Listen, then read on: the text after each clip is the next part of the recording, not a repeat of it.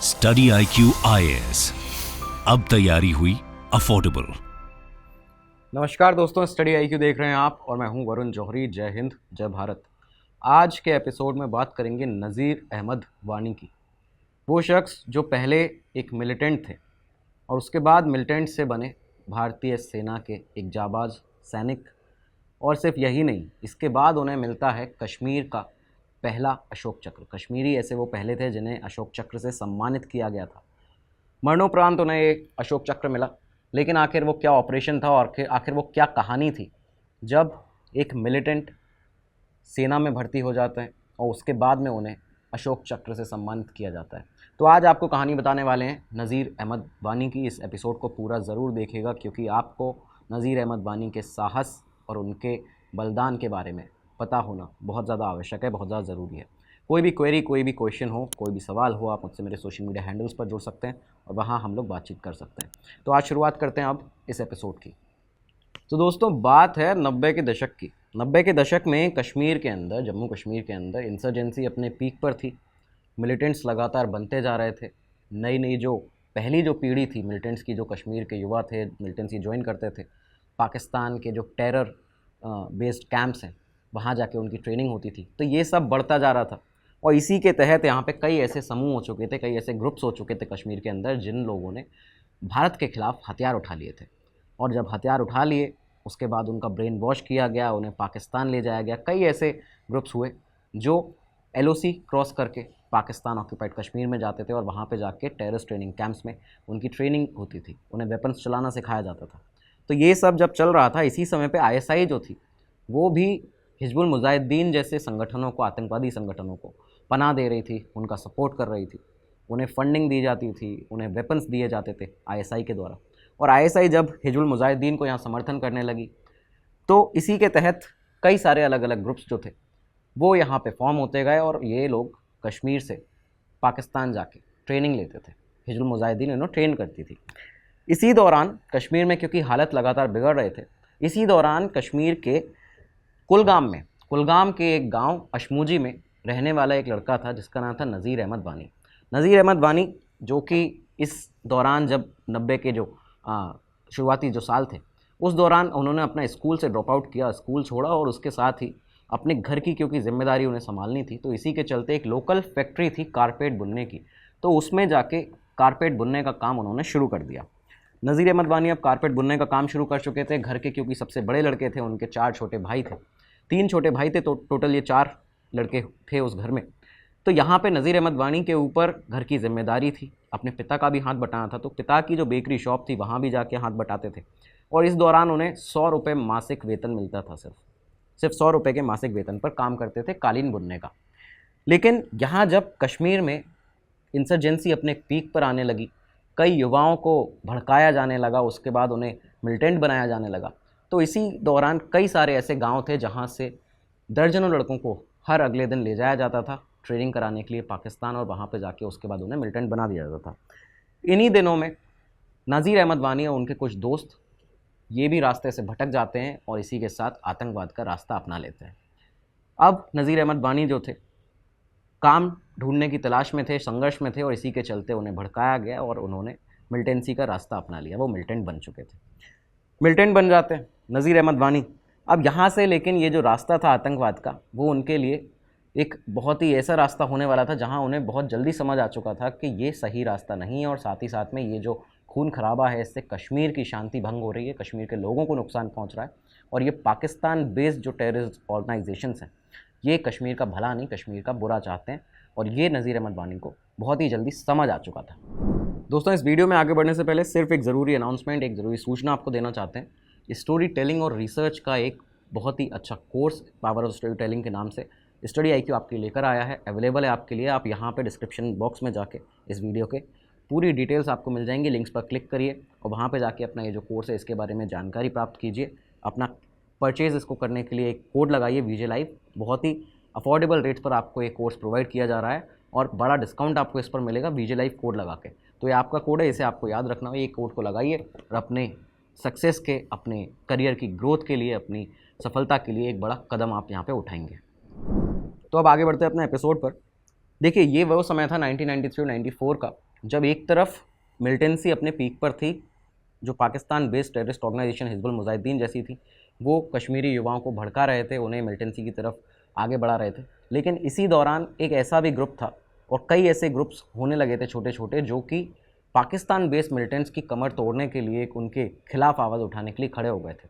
ये इस तरह से कुछ हुआ था कि हिजबुल मुजाहिदीन, जब आईएसआई ने हिजबुल मुजाहिदीन का समर्थन करना शुरू कर दिया, तो कुछ पुराने ऐसे टेररिस्ट थे, कुछ ऐसे मिलिटेंट्स थे, कश्मीरी लोग थे जिन्होंने मिलिटेंसी का रास्ता अपनाया था, वो खुद को हाशिए पर देखने लगे और उन्हें लगा कि आईएसआई जो है वो हिजबुल मुजाहिदीन और बाकी जो नए टेररिस्ट हैं उनकी तरफ ज़्यादा ध्यान दे रही है।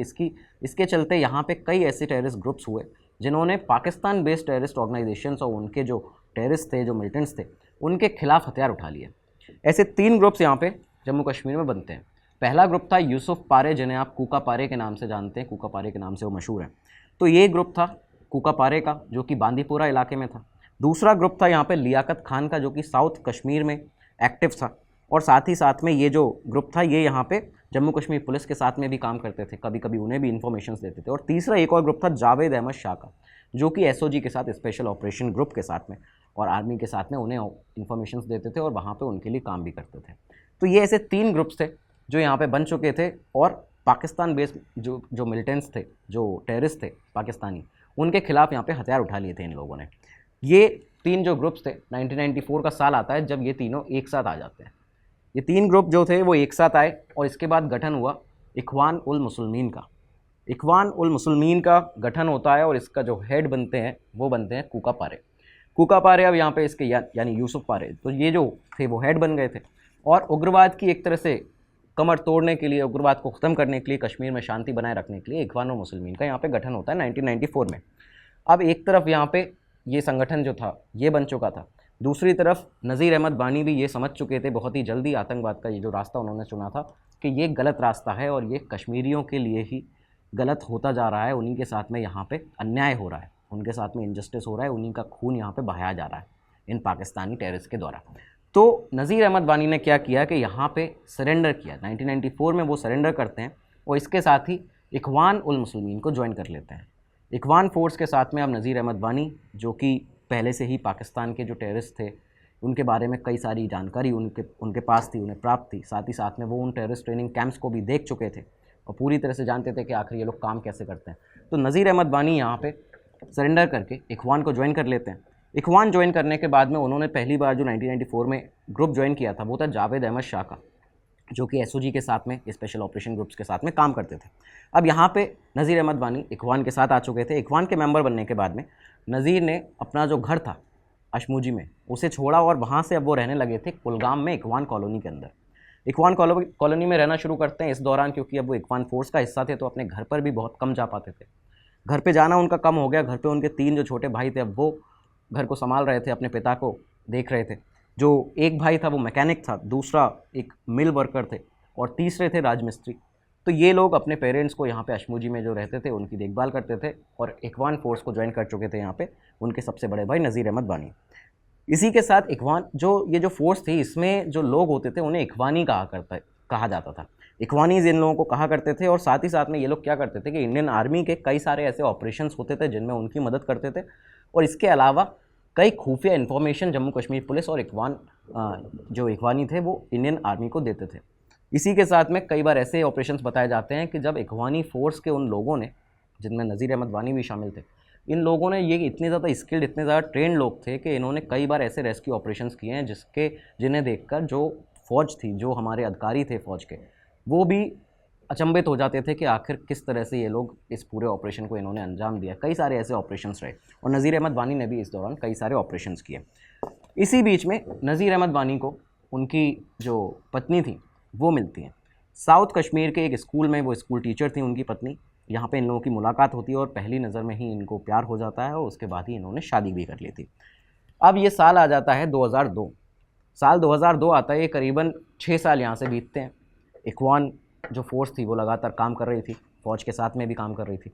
साल 2002 आता है और कश्मीर में जो सरकार थी, मुफ्ती मोहम्मद सईद की जो सरकार थी यहाँ पे, उनकी गवर्नमेंट ने इखवान फोर्स को डिसबैंड कर दिया। 2002 में इखवान फोर्स को सडनली डिसबैंड कर दिया जाता है और इसी के साथ अब जितने भी इखवानीस थे, यानी नज़ीर अहमद वानी जैसे जितने भी ऐसे लोग थे जिन्होंने हथियार उठाए थे, वो लोग अब यहाँ पे काम की तलाश में थे। उन्हें काम ढूंढना था कि आखिर अपना जीवन यापन करने के लिए, अपना घर चलाने के लिए उन्हें कुछ काम भी करना ज़रूरी था। तो अब यहाँ पे स्ट्रगल करने लगे ये लोग एक बार फिर से, जितने भी इखवानी फ़ौज के लोग थे। और इसके बाद ही इखवान आर्मी को, इखवान फोर्स को क्योंकि डिसबैंड कर दिया गया था, तो अब उन्हें अपने जीवन यापन के लिए दूसरा काम भी खोजना था। शादी हो चुकी थी, 2 बच्चे भी हो चुके थे, 2 लड़के भी उनके हो गए थे। तो ये समय जो नज़ीर अहमद वानी थे उनके लिए काफ़ी ज़्यादा कठिन समय था जो 2002 में उनके सामने आया था। तो अब यहाँ नज़ीर अहमद वानी के लिए ये समय काफ़ी ज़्यादा कठिन चल रहा था, लेकिन 2 साल करीबन बीतते हैं। इसी दौरान 2003 से 2004 के दौरान ही आर्मी में एक डिसीज़न लिया गया, एक निर्णय लिया गया था। ये निर्णय था टेरिटोरियल आर्मी की यूनिट्स को बनाने का। ऐसी 8 यूनिट टेरिटोरियल आर्मी की बनाई जाएंगी जो कि HNH यूनिट होंगी, होम एंड हर्थ यूनिट होंगी।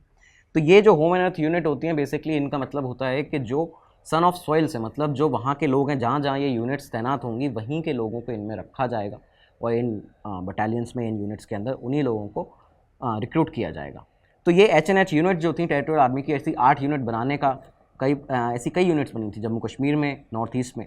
तो ऐसी कई सारी यूनिट्स को बनाने का यहाँ पर निर्णय लिया जाता है। और इसी के तहत जितने भी इखवानी थे, उनमें से कई ऐसे इखवानीस थे जो कि पहले इखवान फोर्सेज में थे, उन्हें टेरिटोरियल आर्मी की इस 162 ये जो इन्फेंट्री यूनिट थी, इसमें तैनात कर लिया जाता है, उसमें रिक्रूट कर लिया जाता है। इसी दौरान ये जो इखवान फोर्स के लोग थे, इन्हें रिक्रूट किया गया और इसी के साथ नज़ीर अहमद वानी भी इनमें से एक थे। नज़ीर अहमद वानी को 162 इन्फेंट्री बटालियन टेरिटोरियल आर्मी की जम्मू कश्मीर के लिए लाइट इन्फेंट्री जो HNH यूनिट थी, 2004 में उन्हें यहाँ पे रिक्रूट कर लिया जाता है। अब ये रिक्रूट किया गया था इसलिए क्योंकि ये ऐसे लोग हैं जो इखवान फोर्सेस के लोग थे, जिन्हें बहुत ज़्यादा उग्रवाद और जो टेररिस्ट किस तरह से काम करते हैं, उनके ट्रेनिंग कैंप्स में क्या होता है, इसकी जानकारी थी। वो कई सारी खुफिया जानकारियाँ भी जानते थे। तो TA के कई सारे ऐसे सोल्जर्स थे टेरिटोरियल आर्मी के HNH यूनिट के, जिन्हें कई बार अलग अलग बटालियंस में भी रखा गया, उन्हें ऑपरेशंस में भेजा गया। और इसी दौरान राष्ट्रीय राइफल्स की जो कुछ यूनिट्स थी, उसमें भी कुछ ऐसे टेरिटोरियल आर्मी के HNH यूनिट के जो इखवानीस थे, उनको रिक्रूट किया जाता था। इसी में जो नज़ीर अहमद वानी थे, उन्हें रिक्रूट कर लिया जाता है राष्ट्रीय राइफल्स 34 में। 34 राष्ट्रीय राइफल्स में उन्हें रिक्रूट किया गया और साउथ कश्मीर के अंदर यहाँ पे उन्हें रिक्रूट कर दिया जाता है। वानी अब यहाँ पे 34 राष्ट्रीय राइफल्स के साथ में काम करने लगे थे।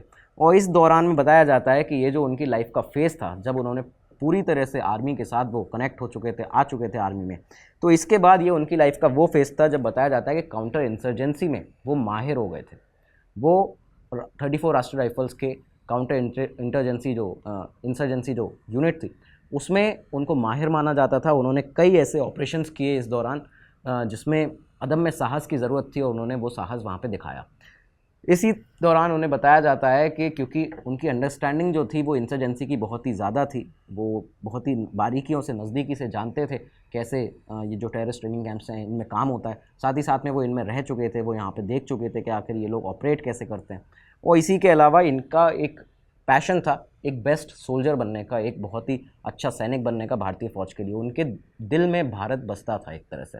तो नज़ीर अहमद वानी अब यहाँ पे ये जो कुलगाम के रहने वाले थे, अशमूजी गांव के, वो आर्मी के लिए एक इंडिस्पेंसेबल फोर्स की तरह हो चुके थे। वो एक इस तरह के सैनिक हो गए थे जिन्हें किसी भी ऑपरेशन पे अगर भेजा जाए तो वो अदम्य साहस के साथ अपने साहस का परिचय देते थे। और साथ ही साथ में ऐसे ऑपरेशंस में उनको भेजा गया, करीबन 11 से 12 ऐसे ऑपरेशंस थे जहाँ पे उन्होंने अपनी वीरता का परिचय दिया।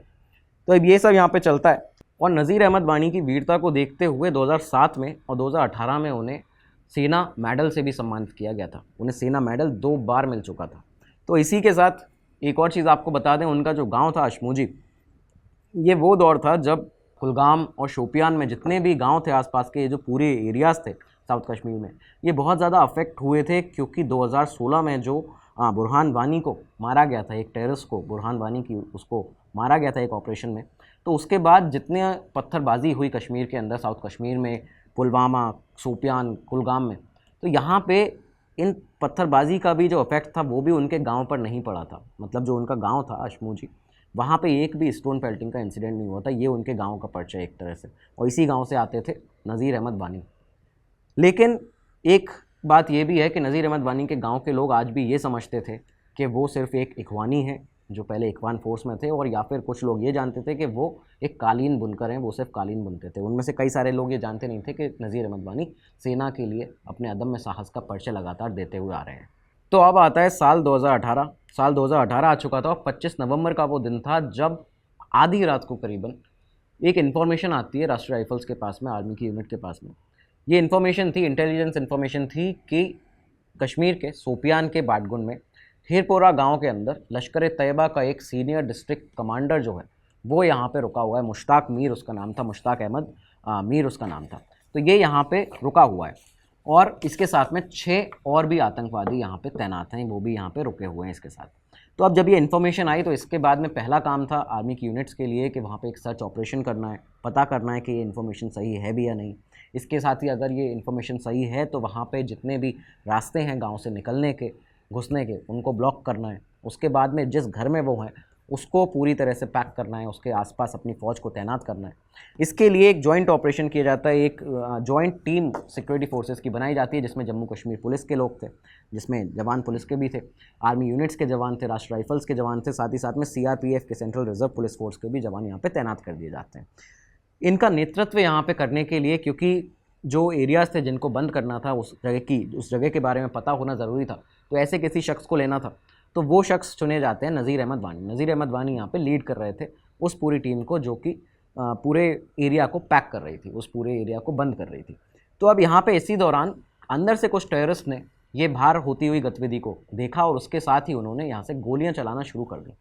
टेररिस्ट ने यहाँ से जैसी गोलियाँ चलाना शुरू की, आर्मी की अलग अलग यूनिट्स ने, जो जवान तैनात थे, उन लोगों ने भी यहाँ से फायरिंग शुरू कर दी और इसी के साथ यहाँ पे अब गन फाइट जो थी वो शुरू हो चुकी थी मिलिटेंट्स और आर्मी की यूनिट्स के बीच में, आर्म फोर्सेस के बीच में। लश्कर तैयबा का जो कमांडर था मुश्ताक अहमद मीर, वो इस घर में ही था, ये इसकी पुष्टि हो चुकी थी, इसकी जानकारी मिल चुकी थी। और इसी के साथ में ये जो मुश्ताक अहमद मीर था ये घर के एक कोने में जाकर छुप गया और उस कोने में, उस रूम के अंदर घर के, वहाँ पे 6 और मिलिटेंट्स थे जो इसके साथ में छुपे हुए थे और साथ ही साथ इनके साथ एक पाकिस्तान का भी टेररिस्ट शामिल था। तो ये भी यहाँ पे इनपुट्स, ये भी इन्फॉर्मेशन मिल चुकी थी। अब नज़ीर अहमद वानी जो थे, क्योंकि घर पूरी तरह से गुप्त अंधेरा था वहाँ पे, उस अंधेरे में ये घर में घुसने में सक्सेसफुल हो जाते हैं, यहाँ पे घर में घुसने में कामयाब रहे। करीबन रात के 12:25 का समय था, नज़ीर अहमद वानी उस घर में घुस चुके थे और उन्होंने उस कमरे की तरफ जाते हुए लश्कर तैयबा के मुश्ताक अहमद मीर को पॉइंट ब्लैंक रेंज से बहुत ही करीब से गोली मार दी। उन्होंने यहाँ पे उस जिला कमांडर को, उस डिस्ट्रिक्ट कमांडर को लश्कर तैयबा के ढेर कर दिया था। वो उनके सामने कुछ पल भी नहीं टिक पाया था। इसी के बाद उन्होंने एक और जो विदेशी आतंकवादी था, जो पाकिस्तान का टेररिस्ट था, उसे भी यहाँ पे मार गिराया, एक बार उसको भी मारा। इसके साथ में जो 6 अंदर आतंकवादी थे उस कमरे में भी उन्होंने कई ग्रेनेड्स फेंके। ये सारे के सारे जितने टेररिस्ट थे वो वहाँ पे ढेर हो चुके थे। लेकिन इस बीच में एक टेररिस्ट था जो कि खिड़की से लगातार फायरिंग कर रहा था उस कमरे की। और इसी के बाद नज़ीर अहमद वानी ने ये देखा कि बाहर, जहाँ पे गैराज का जो एरिया है, जहाँ पे बाहर की तरफ घर के, एक सैनिक है जो कि घायल हो चुका है, जो हमारी फ़ौज का, भारतीय फ़ौज का सैनिक है, जो कि घायल होकर नीचे गिर पड़ा है। नज़ीर अहमद वानी उस सैनिक को बचाने के लिए बाहर आए और बाहर आते ही जब वो उस सैनिक को खींचकर एक सेफ़ साइड पे, एक सेफ़ जोन में ले जा रहे थे, इसी दौरान उस टेररिस्ट ने खिड़की से फायरिंग करते हुए, गोलियों की बौछार करते हुए यहाँ पे उन पे हमला कर दिया। नज़ीर अहमद वानी पे हमला किया जाता है, लेकिन इसके बावजूद उनके शरीर पे जो गोलियाँ लगी थी, जो उन्हें गोलियाँ लगीं, बताया जाता है, बाद में आर्मी ऑफिसर्स के स्टेटमेंट्स भी आए कि उनके सिर में भी एक गोली लग चुकी थी। वो बहुत ही बुरी तरह घायल हो चुके थे, बहुत उन्हें गोलियाँ जो लग चुकी थी। इसके बावजूद उन्होंने उस टेररिस्ट को भी यहाँ पर मार गिराया, उसे भी उन्होंने गोली मार दी थी, वो भी बुरी तरह घायल हो चुका था। लेकिन जब ये ऑपरेशन पूरा ख़त्म हुआ, सारे टेररिस्ट को मार दिया गया, नज़ीर अहमद वानी बुरी तरह घायल हो गए थे, उन्हें पास के मिलिट्री हॉस्पिटल में ले जाया गया, लेकिन उन्होंने अपने प्राणों का बलिदान अब तक दे दिया था, वो वीर गति को प्राप्त हो चुके थे। नज़ीर अहमद वानी के सिर में गोली लग चुकी थी, जिसकी वजह से उन्हें वीर गति प्राप्त हुई। उन्होंने अपने अदम्य साहस का यहाँ पे परिचय दिया और इसी के साथ ये जो एक वीर सपूत भारत के, वो भारत माँ की गोद में हमेशा के लिए सो चुके थे। 25 नवंबर 2018 के उस एनकाउंटर में, उस मुठभेड़ में 6 आतंकवादियों को मारा जा चुका था, जिसमें मुश्ताक अहमद मीर जो डिस्ट्रिक्ट कमांडर था लश्कर तैयबा का, वो भी शामिल था और साथ में एक पाकिस्तान का टेररिस्ट भी उनमें शामिल था। इन सभी को यहाँ पे मारा जा चुका था हमारी भारतीय फ़ौजों के द्वारा और नज़ीर अहमद वानी ने अपने बलिदान, अपना जो बलिदान था वो यहाँ पे दिया था। इस मुठभेड़ के बाद में उस घर से बड़ी संख्या में वेपन्स और एम्यूनेशन भी बरामद किए गए थे। और इसी के साथ इसके बाद अगले दिन तिरंगे में लपेटकर नज़ीर अहमद वानी का जो शव था, जो उनका पार्थिव शरीर था, वो उनके गांव लाया जाता है। 21 तोपों की सलामी के बाद उन्हें दफनाया जाता है। लेकिन अब बारी थी नज़ीर अहमद वानी को उनके अदम्य साहस के लिए अशोक चक्र से सम्मानित करने की, अशोक चक्र देने की। रामनाथ कोविंद जी ने, हमारे भारत के प्रेसिडेंट ने, उनकी पत्नी को, नज़ीर अहमद वानी को मरणोपरांत अशोक चक्र से सम्मानित किया। और इसी के साथ उन्हें अशोक चक्र जब दिया गया, भारत का highest peace time gallantry award, तो पूरी दुनिया और पूरे देश भर को ये पता चला कि आखिर नज़ीर अहमद वानी ने किस तरह से अपनी वीरता का परिचय दिया था। लेकिन इस समय भी विडंबना एक ये थी कि उनके गांव में ज़्यादातर ऐसे लोग थे जो नहीं जानते थे कि आखिर वानी को ये वीरता पुरस्कार क्यों दिया जा रहा है और किस लिए दिया जा रहा है, क्योंकि ज़्यादातर लोग इस तरह के थे जिन्होंने सिर्फ यही नज़ीर अहमद वानी के बारे में जाना था कि वो एक कालीन बुनकर हैं, वो एक कालीन बुनने वाले थे और साथ में वो एक समय पे इखवान फोर्स का हिस्सा थे। वो लोग सिर्फ ये जानते थे, वो ये नहीं जानते थे इस समय तक कि नज़ीर अहमद वानी राष्ट्रीय राइफल्स में बहुत जाबाज सैनिक हैं और बहुत ही साहस के साथ में उन्होंने कई सारे ऑपरेशंस किए हैं। ये बात यहाँ से भी सामने आती है कि एक पत्रकार से, एक जर्नलिस्ट से जो उस समय वहाँ पे मौजूद थे, उनसे वहाँ के एक लड़के ने पूछा था कि नज़ीर को ये कौन सा पुरस्कार मिल रहा है। और ये एक युवा लड़के ने श्रीनगर के जो वहाँ पे पत्रकार आए हुए थे उनसे पूछा था। और उसने ये भी कहा था कि हम में से अधिकांश लोग अनपढ़ हैं और हमें नहीं पता कि ये क्या है, क्या आप प्लीज़ समझा सकते हैं। तो ये बात यहाँ से सामने आती है। इसलिए ये आज हमारा एक प्रयास है कि नज़ीर अहमद वानी के उस वीरता के लिए, उनके सर्वोच्च बलिदान के लिए आज हम एक प्रयास करें कि हम इस वीडियो के माध्यम से आपको बता सकें, ये वीडियो पूरी दुनिया भर में, पूरे देश भर में लोग इसके बारे में जान सकें, नज़ीर अहमद वानी के बारे में जान सकें और उनकी वीरता के बारे में जान सकें कि कैसे मिलिटेंट से राष्ट्रीय राइफल्स के एक जाबाज सैनिक बनते हैं। उसके बाद में उन्हें कश्मीर के पहले ऐसे कश्मीरी बनते हैं जो कि जिन्हें अशोक चक्र से सम्मानित किया गया। तो दोस्तों, ये था आज का हमारा वीडियो। उम्मीद है आपको वीडियो पसंद आया होगा। अब बारी है आपके सवालों की, जो आपके कमेंट्स पिछले वीडियोस पर आए हैं उनके जवाब देने की। तो शुरुआत करते हैं। पहले कमेंट लिया जाता है, जो टीम ने शॉर्टलिस्ट किए हैं कुछ कमेंट्स, वो हैं प्रशांत जोशी जी। प्रशांत जोशी जी 9108 इनका यूज़र नेम है। उन्होंने कहा है, sir please continue prime minister series. बिल्कुल Prashant ji, prime minister series को हम दोबारा एक और एपिसोड, जो आपका अगला एपिसोड मुरारजी देसाई के ऊपर होने वाला है, भारत के जो प्रधानमंत्री रहे थे 1977 के बाद, तो उनके ऊपर एक एपिसोड जो है वो आने वाला है और जल्दी से जल्दी आपके लिए उसको लाया जाएगा।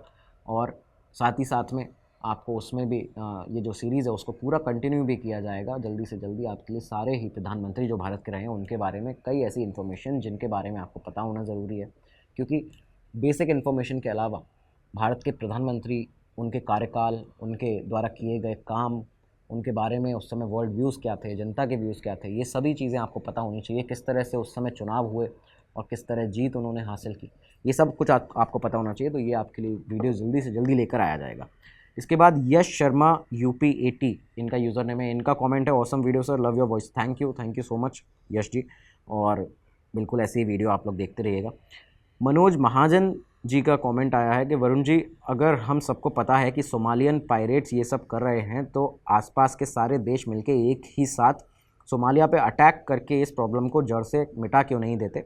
सब देश एक ही बार में इस पीड़ा से मुक्त हो जाएंगे। I hope my question make sense. I ask this question on the pirates video, can you please address this if possible.